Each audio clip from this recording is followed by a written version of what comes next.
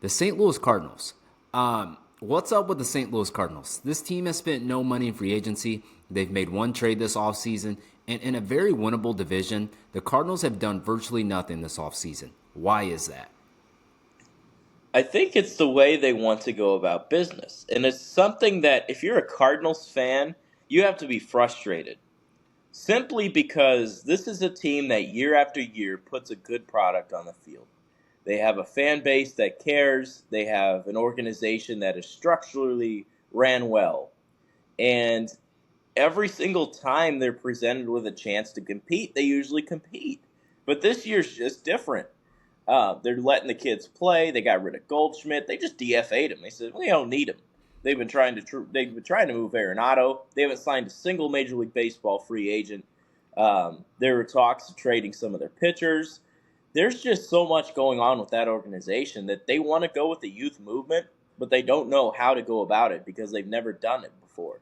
They have never really sat back and said, let's go with the youth movement because they've had veterans. They've had people in place. They've had people that they sign that complement them. So it's unfamiliar territory for the Cardinals, and I'm sure the fan base is upset because this is a team that was in the playoffs not too long ago. And like you said, very winnable division, and they're sitting there with their thumbs just, just up their butt, just not doing anything, man. So there's a lot of problems, and the Cardinals aren't the only example. There are many teams that just don't want to spend money. Yeah, it's I think that's a really good take by you. The question is, what is the direction for the Cardinals? It's like they don't know who they want to be. They had two choices this offseason. Either deal Nolan Arenado, stack them on high-level prospects and play for 2026 and beyond, or stay committed to their roster, add free agents, strengthen their bullpen in a very mediocre rotation, and try to win the NL Central. But they didn't do either. They chose the worst option, and that was to sit on their butts and do nothing.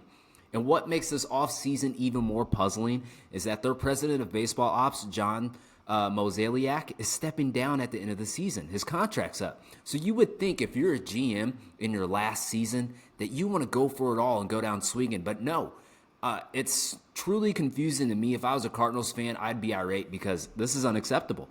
This is unprecedented. Yeah, Mosaic, he's it's almost like they told him to just coast. We'll get the new person in. Once the new person comes in, we'll let them handle everything. Just get us through the finish line this year and move on. I think So that's their mindset. And I think what they're banking on truly, and Arenado has his no trade clause. I think they're banking on him to get off to a hot start. And I could see him being moved in as early as May, even June. Like, if he gets off to a hot start and proves that he still has the power and can still put up numbers, that's going to prove to teams, oh, maybe we did overlook this guy.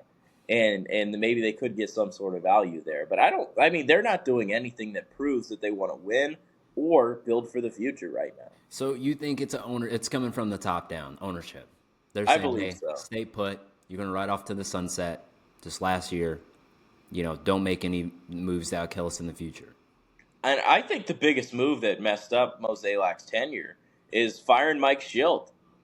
Why do you fire that guy? I mean, he had. I know maybe there was a voice in the locker or in the clubhouse that didn't really resonate with everybody that Schilt brought. But Ollie Marmol might be the worst manager I've seen run a baseball club in a long time. Like he's this guy that doesn't win games, doesn't take you over the edge. I don't understand, let alone giving him the contract extension. Like, there were some boneheaded moves. There's a reason he's probably wanted out later on, like after this year, and wants to step down because he's made some boneheaded moves that the Wilson Contreras signing and then moving him to first and then back to catcher and then first and DH only. He don't know what he was going to do. He was scared he was losing Yachty and pivoted to just throw his money at a problem instead of realizing that he has some young talent behind him. So there have been some very questionable decisions on his forefront that have not come true and have not worked out for him. So I think he doesn't want to continue down this path where he has built this organization into the ground right now and dug them deep. And, they're going to need some help getting out of it. Jordan Walker, they expected him to produce, and he's been up and down. Same with A Mason streaky Wynn. hitter. Yeah, Mason Wynn. He's a solid player. I think he'll be all right. Nolan Gorman, they had high expectations. He's 180 with 20 bombs. Like, he's a Joey Gallo at this point. Like, there are so many players that just haven't hit their stride or potential. Then you move a Tommy Edman, and he looks fantastic in the playoffs. So Makes it's no just sense. boneheaded move after another. He signs a bunch of veteran pitchers that haven't panned out. It's a mess over there. Makes truly no sense at all. I feel for the fans in St. Louis because if you grow up a St. Louis Cardinals fan, this has never really been an issue. You've always been in contention. So the crazy things are happening in St. Louis, hoping that I know their fan base is hoping they can turn it around.